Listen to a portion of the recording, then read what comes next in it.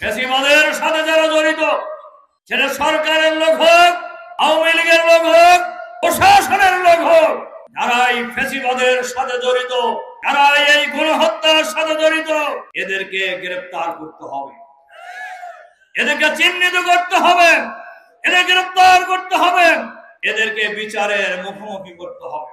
আমরা জানি প্রশাসনে এখনো ফ্যাসিবাদের দোষর। আমরা শুনতেছি রং পাল্টিয়ে তারা আবার দাপটের সাথে চলার চেষ্টা করতেছেন।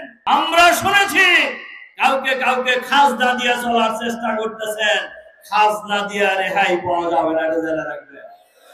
ফ্যাসিবাদের দোষর যারা, তাদেরকে আমরা চিনি, তারা বাংলাদেশে, তাদেরকে বাংলাদেশের মানুষ চেনে।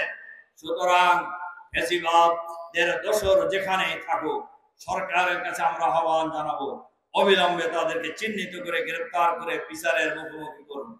আর অন্তর্বর্তীকালীন সরকারের কাছে আমরা আহ্বান জানাবো, দ্রব্য মূল্যের যে ঊর্ধ্বগতি, আমরা শুনেছি এখনো সিন্ডিকেট আছে, এই সিন্ডিকেট ভাঙতে হবে।